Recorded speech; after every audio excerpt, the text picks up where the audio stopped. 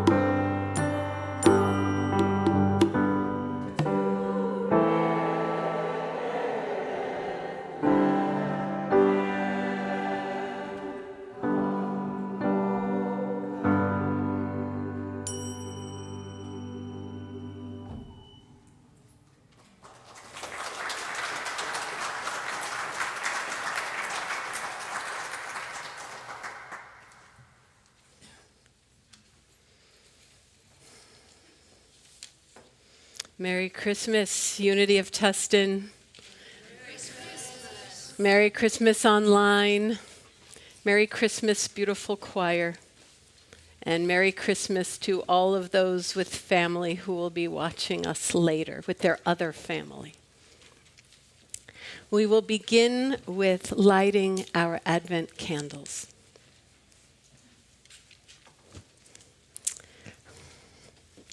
Let us light the candle of hope that shines through doubt, and the doubt does not overcome it. Let us light the candle of peace that shines in disturbance, and the disturbance does not overcome it. We now light our candle of love, which shines in the darkness, and the darkness does not overcome it. And we light the candle of joy that shines in sorrow, and the sorrow does not overcome it. And finally, on this sacred night, we light the Christ candle, the candle of Christmas that shines through all of it and through all of us. And that is the Christmas miracle. Let's take a moment to breathe in this recognition that living love moves through all of it and all of us. And let us pray. Divine living love, help us celebrate and live this Christmas miracle. Give us Mary's courage to say yes to what we don't fully understand. Joseph's willingness to journey beyond our comfort zone. The shepherd's ability to stay awake and watchful. And the wise men's trust in being guided by God. And remind us that through us, holiness is continually seeking to be born. Amen. And that is something to sing about, that this holiness is wanting to be born through us and as us. So to do this, we are doing a trifecta of Christmas carols, beginning with the first Noel. Why don't we all stand?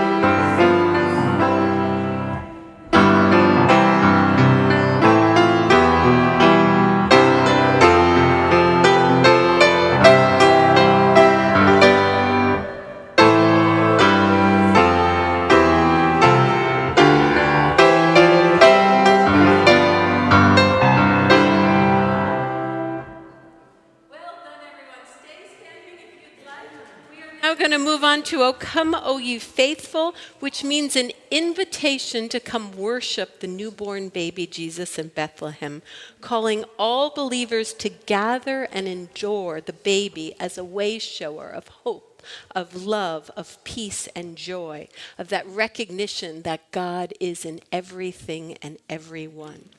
It's a joyful celebration of us being with the shepherds, with the wise men, there with the manger, singing the birth of Christ into the world. So let us sing together, O Come, O Ye Faithful, following with a final rousing round of Angels We Have Heard on High.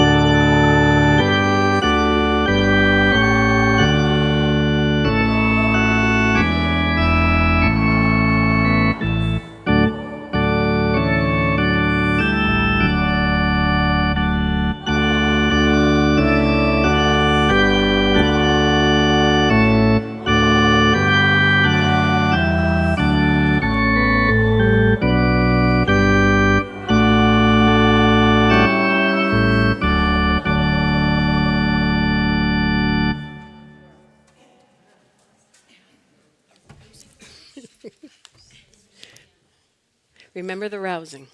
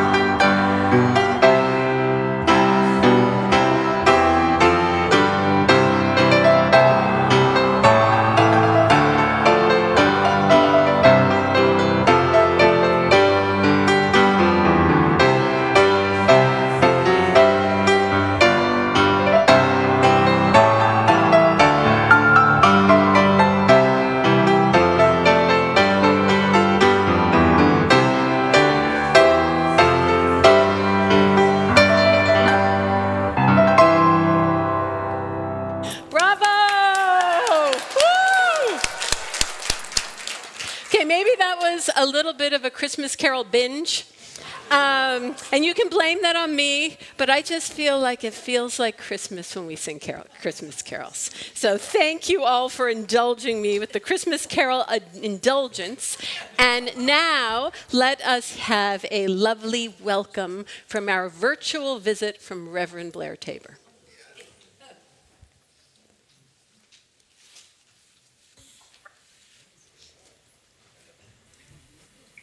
Merry Christmas Merry and greetings for Christmas! a new birth of the Christ within you. The Christmas Bible story says that the babe was born and laid in a manger because there was no room in the inn. And this phrase metaphysically represents that our usual outer activities do not make space for an experience of the Christ within us. And so I've been looking for a symbol this Christmas season to help me deepen my experience of the Christ within. And the symbol that's come to me is the manger. The manger is a place for the animals to eat. It also symbolizes a trough, a place where energy can flow. And so think of the manger within you as a place where you connect with the flow of spirit. Remember, Jesus said that I eat from a place that you do not know. And so the manger represents this connection that we have with the flow of God's good. So I invite you to think of what's on your Christmas list this year, not on the outer list, but what's on your inner Christmas list. What are you looking for, the deeper things of life? And know that you are connected through this symbol of the manger with all that Spirit has, the full substance of Spirit available to you. And this is why prayer and meditation are important, to help us connect with this inner experience in our lives. The new birth is stirring in you that will feed you, that will provide what you need moment by moment. This is what is symbolized by the manger. So when you go by a nativity scene or when you think of the first Christmas story, I invite you to open your heart as a manger, a space for the Christ light to shine anew. Open your heart as a manger, a space for Christ's love to heal and bless. Open your heart as a manger, a space for Christ's peace to enfold you and everyone in your world. Open your heart as a manger, a space for Christ's joy to enliven you and through you to be a blessing in the world. Be a manger, be a vessel for a new birth of the Christ. Merry Christmas to you and yours. And now let's open our hearts to the voices of Unity Choir and their jubilant medley of joy.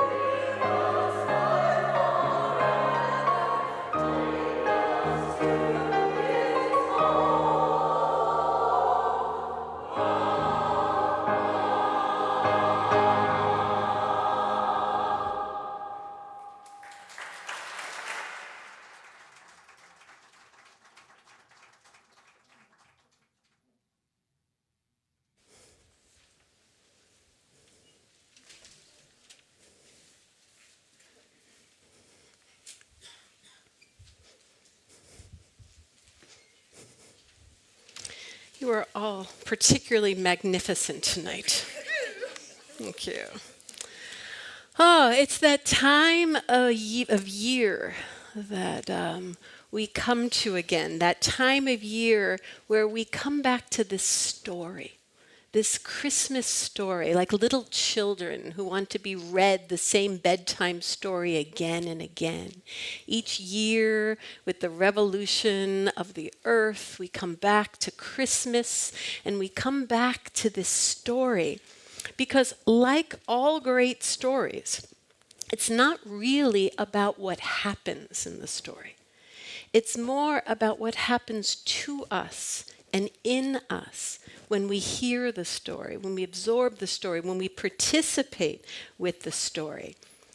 And it's not that the story changes or the story evolves, but we do. We change and we evolve. And with the eyes that have capacity for new seeing, we see new elements of this, probably the most magnificent story human consciousness has ever brought forward. So it's not about something that happened 2,000 years ago. It's about the living, ongoing story of how we help birth infinite love into our precious, finite world. The Christmas story is about how do we experience and express being the Christ, being the bridge from direct connection to the sacred and bringing that into the manifest real world. So we all know the Cliff Notes version. Mary is visited by Angel Gabriel, who invites her to conceive God. Joseph is visited by an angel in a dream and agrees to marry Mary.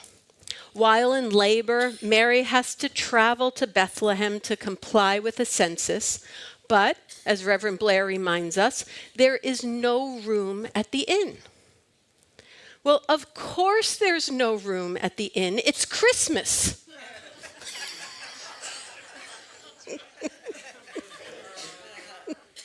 I like that one. I can keep going. It was even the Holiday Inn.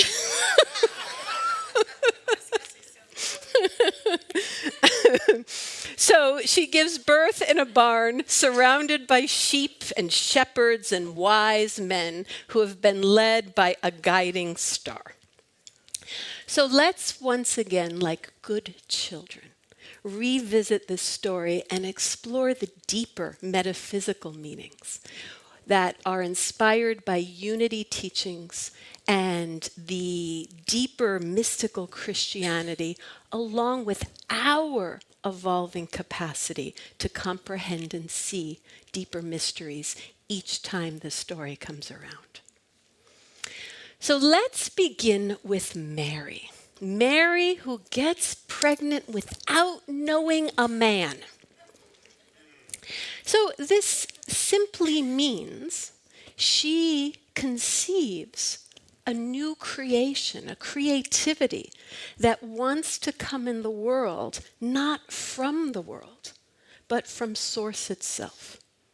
What it simply means is Mary has a direct line of connection with God. They're like, hey, Mary, can you live this thing out for me? And she's like, yeah, I can do that. So she represents what mystics would call active surrender. Mary represents active surrender. Notice that when the angel Gabriel appears, Mary doesn't simply submit passively. She asks questions. How can this be? We were doing the 15 commitments of conscious leadership, and one of those capacities is to see the world with curiosity. Not like, oh, that's impossible. It's wonder and curiosity. How can this be? She questions, she ponders, she engages. And as the poet Denise Levertov reminds us so beautifully, God waited. Isn't that beautiful? Now, we know God isn't this anthropomorphic person in the sky sitting there waiting. But that idea, if we take the poetry, that God is love itself, being made manifest as us coming from love itself, being asked to bring forward new forms of this love into the world.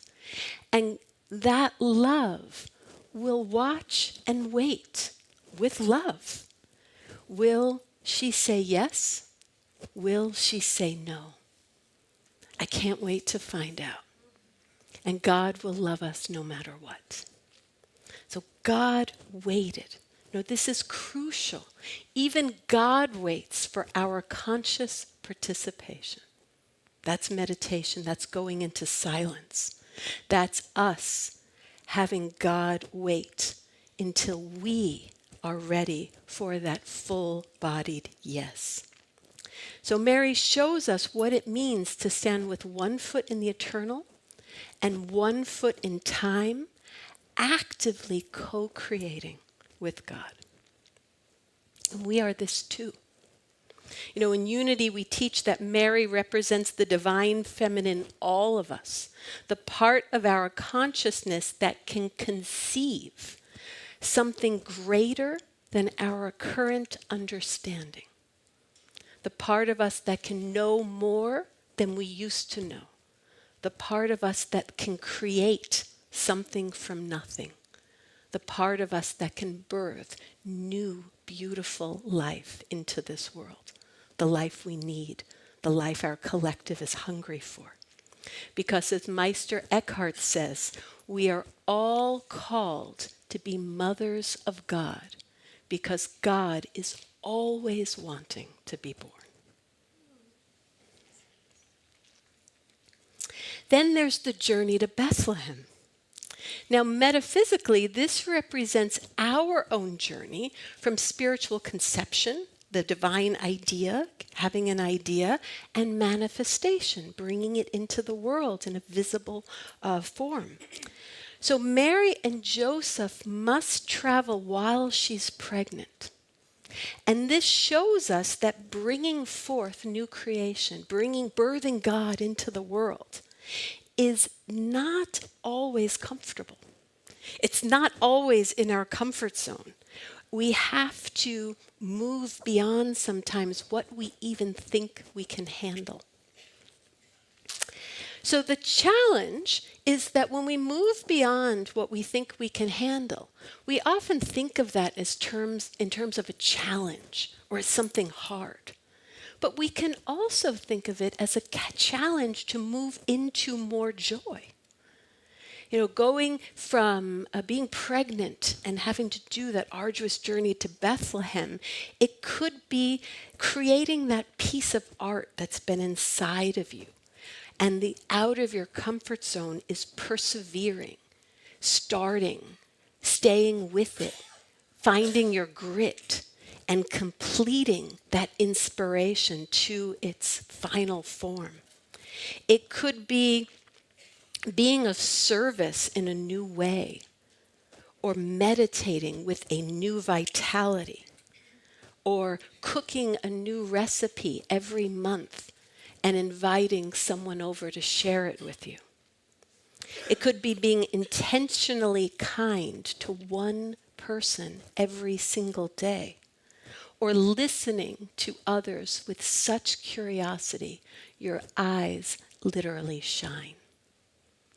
This could be our journey to Bethlehem. And now there's the inn. Reverend Blair told us about the inn. There's no room at the inn. And that's because the divine, new creation, new life, it often wants to be born not in the place of creature comforts. Sometimes when we're too comfortable, I'll do that later. I don't want to. But sometimes God disturbs us towards our destiny. And it's in those places that are not comfortable that creativity thrives. And this isn't about glorifying poverty or discomfort, but it's about simply acknowledging That's where transformation usually happens, at the edges of our carefully controlled lives, in the places where we can't rely on our usual resources, in the places where we can't quite pull ourselves up by our own bootstraps. The problem with independence is we don't need God. We don't need each other. Independence, we have to get there. We can't be dependent our whole life, but if we continue evolving and maturing, we move from independence to interdependence. Interdependence with each other and interdependence with the divine. And where we are breaking through, breakthroughs to uncharted ground, that's where God chooses to be born, not in the creature comforts of the Holiday Inn. So then there's the stable. So the stable is not a glamorous place to give birth. And it's cold. There's no source of heat. I actually checked, and right now in Bethlehem it's 47 degrees. So the only source of warmth in the barn is the breath of the animals. And in Hebrew, the word for breath is ruach. How about we all say that? Ruach. One more time. Ruach. It's almost like the frequency of the sound probably communicates more than I can say about it. But it's the same word for spirit. In Hebrew, the word for breath is the same word as the word for spirit. Like inspiration. We have it in English as well. So the Christ is literally warmed by spirit, showing that when we move beyond our comfort zones, when we move beyond our controlled environments, we discover that we are nourished by the very breath of mystery.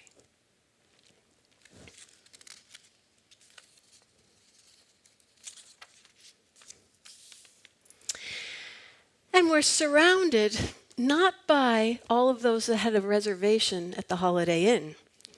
We're surrounded by the shepherds. And in Jesus' times, the shepherds were like the riffraff. They were the motley crew. They were the night shift workers who really wanted to be on the edge. They worked on the edge of civilization, on the edge of culture, with the animals in nature. And they represent the parts of human consciousness that are awake and watchful in the darkness. And they're the first to receive the good news because they're already awake and they're already watching. When it's too comfortable at the inn, you are sound asleep.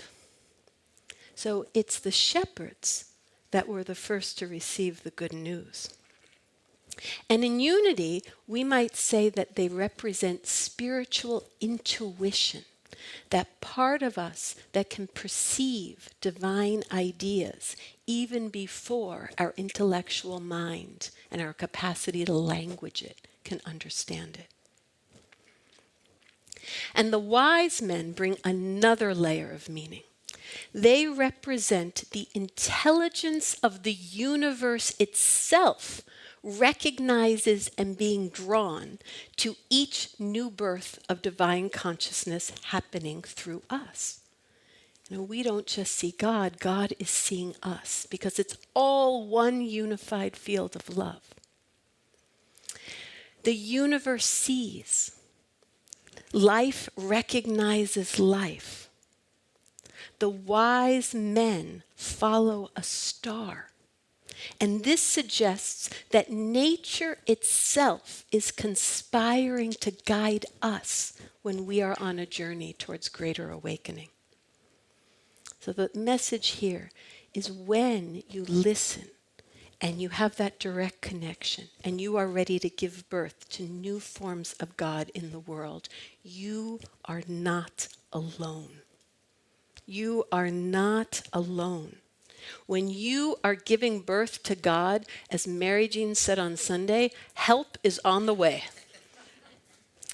And if you decide to respond, for example, with great curiosity and kindness 1 time a day, if that's going to be your trip to Bethlehem, life will bring you opportunities to practice beyond your wildest dreams. And some of them might be tough. Some of them might be the big guns, like having to use a self-checkout line. I think Ram Dass has that saying, if you think you're enlightened, go home for a visit, or use the self-checkout line. Same thing. But it may, even more likely, be that you'll come across new people and new groups that you find utterly fascinating. Yeah. Life conspires often with grace. Great love and great suffering is what transforms us. And we have to be open, and we will be open to both when we say yes. So the Christmas story isn't just about celebrating something that happened long ago. It's about recognizing how divine love is seeking to continuously be born in the most unexpected places. You and me. Through us, in us, as us, being born in the world right now. So let's take a moment and recap and see what this means for our own lives. So first, it means being willing, like Mary, to say yes to something greater than your current understanding. Something that you might have that comfort zone, I'm not so sure, but that inner pull is saying yes. So think about that. What divine idea is seeking to be born through you? What are you wanting to lean into more of? What are you wanting to experience and express that is your pathway to move towards wholeness? What new expressions of love is asking for your participation? Second, it means being willing to journey beyond your comfort zone. The divine often asks us to travel to our metaphorical Bethlehems, places we wouldn't choose to go, but where transformation awaits. Third, it means recognizing when there's no room in the inn of our controlled lives. It might be exactly what's needed for something new to emerge. Sometimes our carefully planned lives need to be disrupted for divine love to find a new way to express. I'm sure we can all identify something that at the time was the very worst thing, that now we can see as perhaps the very best thing, or at least something that opened our heart, consciousness, and ability to see with more love, compassion, and wholeness. Finally, it means trusting that, like the shepherds and wise men, we are being guided by an aware and loving field that is our very world, that is our very lives, that is creation itself coming to meet us.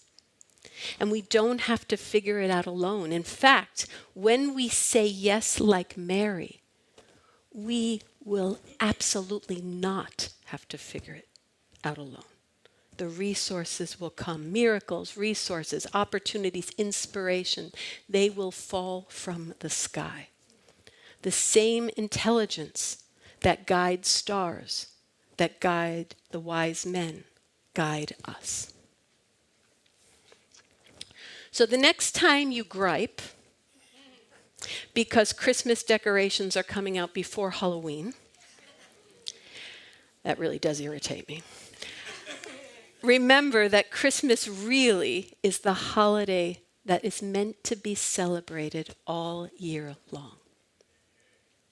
Every time you choose love over fear, every time you choose for something new to be born, every time you create something from nothing, you are participating in the Christmas story, the Christmas miracle. That is Christmas. So Merry Christmas, Unity of Tustin. Merry Christmas online. And how about we stand up and turn to each other and wish your neighbor a very Merry Christmas.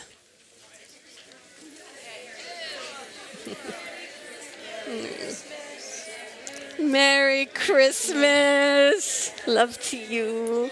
Merry Christmas. So good.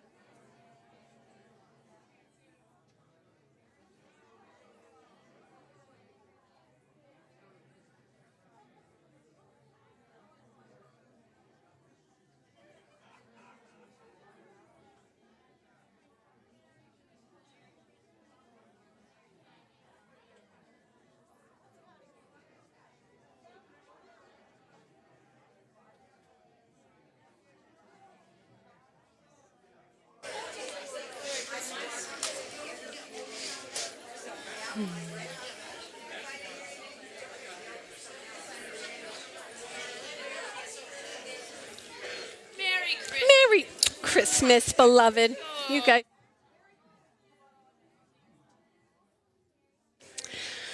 Okay, so we are going to move on, and now is our time to celebrate our abundance. And we are grateful in advance for each of your Christmas gifts to Unity of Tustin. And the generosity from which we give reflects the Christmas story itself. Because just as Mary gave her whole life to birthing divine love into the world, when we practice generosity, we birth something greater than ourselves. So like the shepherds who share their simple presence, and the wise men who share their precious gifts, we share generosity. And when we recognize we ourselves are the manger, like Reverend Blair said, that we are the creche, we are that portal where divine love is continually being born, we get to participate in being the Christ in the world. So with Christmas blessings, let us affirm our love offering affirmation.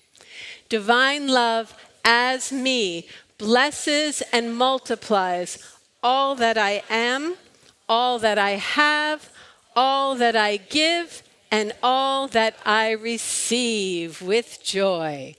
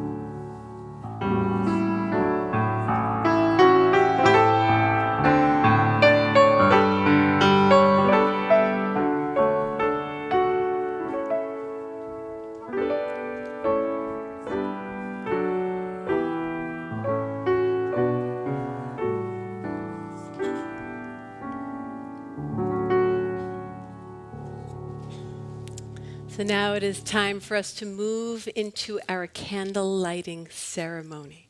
First, I will give some instructions. Then we will be blessed by Margie Kerrigan and Carol Roman. Margie Kerrigan is our soloist singing O Holy Night. And then holding on to the meditative silence, our Voices of Unity choir will begin singing Silent Night, and then we will join in. After that, we will have a sacred procession throughout our meditative gardens, coming back to the sanctuary for our contemplative services with Craig Stephen Phillips at 6:15. So, if anyone does not have a candle and a wax holder, please raise your hand and our ushers will make sure that you get one.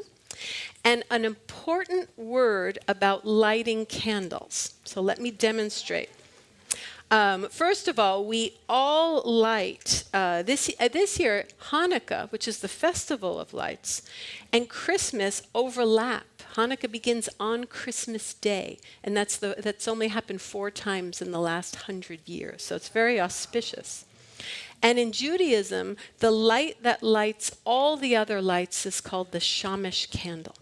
So I will light my candle from the Shamash candle and then pass it around, and we will light each other's candles in the entire room. And but when we do that, we all have a wax catcher, and we will all be sharing our light with each other. So this is a little quiz. Which way do you think the candles should be pointed? The lit candle lighting the unlit candle, or the unlit candle being lit from the lit candle? B. I made that very confusing. Yes. The candle that is lit stays vertical. Think of the direct connection to God. The candle that needs to be lit is the horizontal human plane, and our insurance company and carpets will really appreciate that. So keep that. Okay, let's move into a very brief meditation before we begin our beautiful music from Margie. I invite everyone to take a deep breath in and just feel the love and the joy and the mystery and the meaning of this beautiful holiday. And I invite you to open your heart. Let your shoulders relax. Feel embodied and awake and aware and ready to be the mother, because God always wants to be born. In the words of St. Teresa of Avila, Christ has no body now but yours, no hands, no feet on earth but yours. Yours are the eyes through which God looks with compassion on this world. Yours are the feet with which she walks to do good. Yours are the hands through which he blesses all the world. Yours are the hands, yours are the feet, yours are the eyes, you are her body. Christ has no body now on earth but yours. And I invite Margie Kerrigan and Carol Roman to prepare us for our candlelight ceremony with Margie's meditative solo, O Holy Night.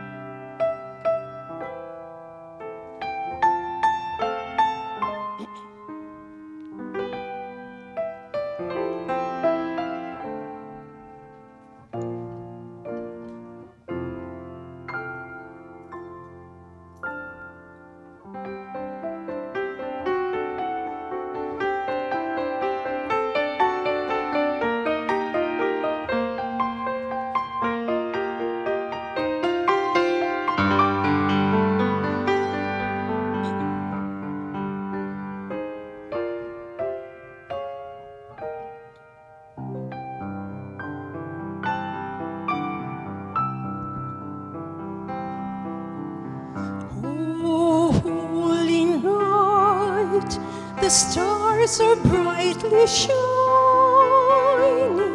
It is the night of the dear Savior's birth.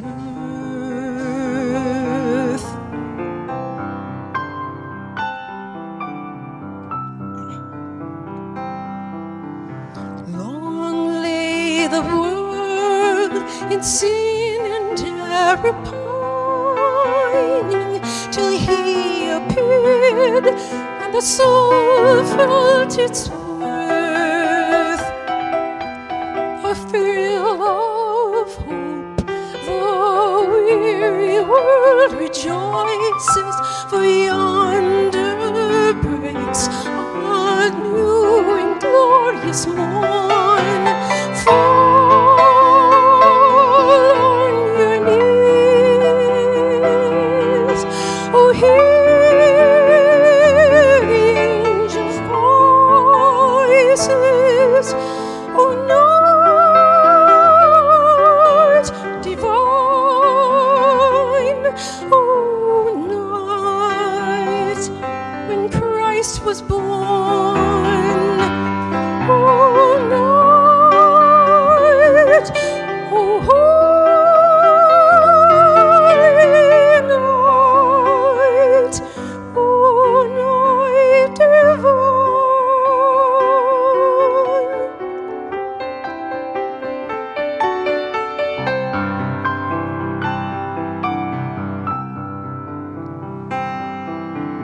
Truly he taught us to love one another. His law is love, and his gospel is peace.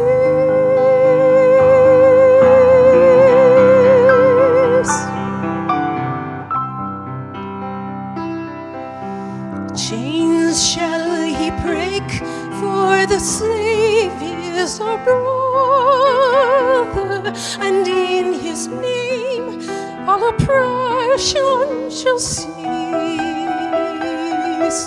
Sweet hymns of joy in grateful chorus raise we, let all within us praise his holy name.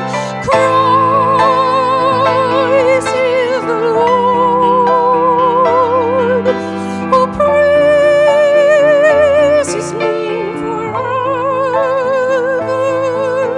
His power and glory evermore proclaim. His power and glory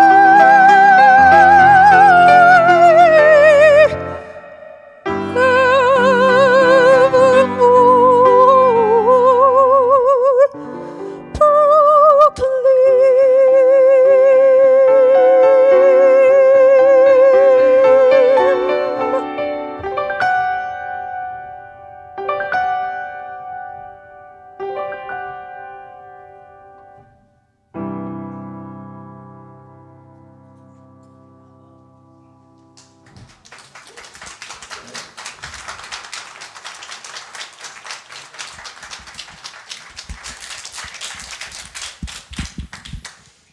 And I will light the Shamish candle from the love of our community and that high G or whatever it was that Margie hit so beautifully.